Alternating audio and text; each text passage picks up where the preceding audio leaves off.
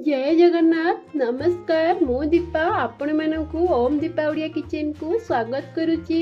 आपण मानक सहित मु मटर तरकारी और पियाज परोटार रेसिपी नहीं आसी। चलतु एबे देखि नबा एही रेसिपीटी आमे केमती बनाउछे। आसंतु एबे डेरी न करी हमर रोसेईटी स्टार्ट करि नबा। ई मटर तरकारी पई आलू मटर को सिझे की नहीं जाइछि। एठी परोटा पई मु अटा को चकड़ी की नहीं किछि कला जीरा और कस्तूरी मेथी पत्र को पकई चकड़ी नहीं।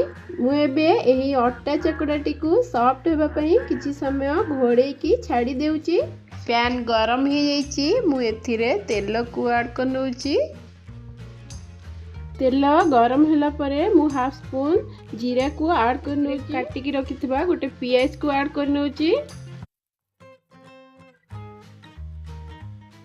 पियाज को एबे ब्राउन कलर होगा पर्यंत आमे फ्राई करि नेबा। पियाज टी हमर ब्राउन कलर हे आसलानी। देखंतु मु सेथिरे किछि रसुण को छेचिकी नेइथली ताकू मध्य दे दोची। टमाटर को काटि नेइथली ताकू एबे ऐड कर नउची। धनिया गुंड को नै जाइची।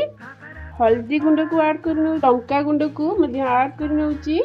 एबे मु सेथिरे किछि धनिया पत्र स्वाद अनुसार लूण को ऐड कर नउची। सेथिरे पानी किछि ऐड करी एई मसला को टिके कटि नउची। मसला बोले हमर पियाज टमाटो आउ रसुण रो छेचा एतिकी मात्र हमर एठी मसला हे जाइछि रेडी। बे हमर एई मसला टी रेडी हे जाइछि। मु एथिरे सिझे की रखिथिबा आलू मटर को ऐड करि नउची। आलू मटर को ऐड करी एही मसला रे 2 मिनिट कसी नबा। मटर को जो सिझे की रखिथिले तार किछि पानी हम पखरे बळिथिला हमें सेही पानी को ऐड कर नउचे। पानी ऐड कला परे मु एहा को 4 रु 5 मिनिट कवर करि नउची।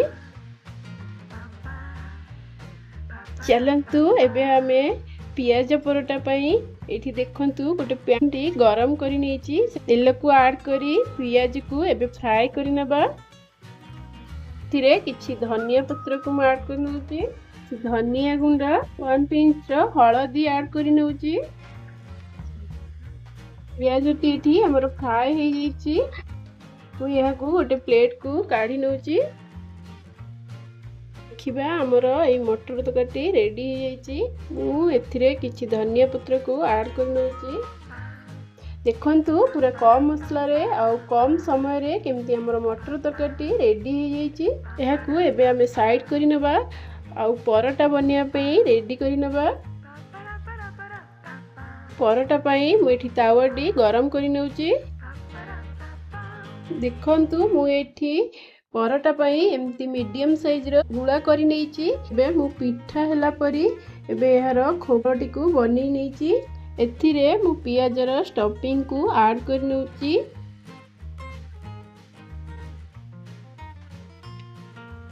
देखंतु एहा को एमती कवर करि नेबा।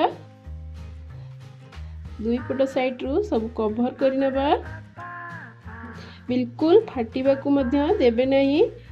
एबे किछि एमती अटा को लगे मुठी बेलना पेड़ी की नहीं जाइछि। बेलना पेड़ी ऊपर रखी एहा को ए बेलना पेड़ी साहाय्य रे एमती बेली नबा।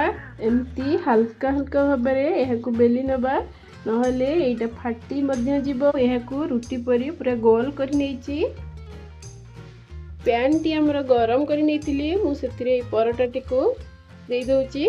परोटाटी को हमें लेउटै नेइछे। सेथिरे किछि बटर नउछे। आपण चाहिले घी किंबा रिफाइन मध्य नहीं परिबे। देखंतु हमर दुई पट मध्य होई आसलानी।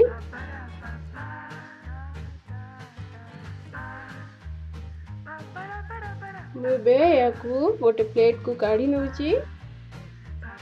आमे एमती गोटे परे गोटे सब परोटा को सेकी नेबा।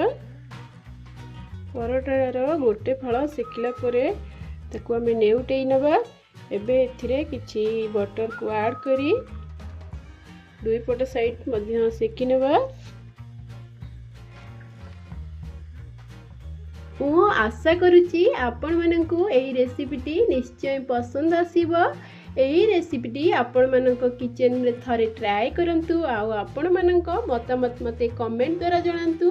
ଏହିପରି ନୂଆ ନୂଆ ରେସିପି ଯଦି ଆପଣମାନେ ପ୍ରତିଦିନ ଦେଖିବାକୁ ଚାହୁଁଛନ୍ତି ତାହେଲେ ମୋର ଚ୍ୟାନେଲକୁ ଲାଇକ୍ ସବସ୍କ୍ରାଇବ୍ କରିଦିଅନ୍ତୁ ଆଉ ପାଖରେ ଥିବା ବେଲ୍ ଆଇକନ୍କୁ ପ୍ରେସ୍ କରନ୍ତୁ।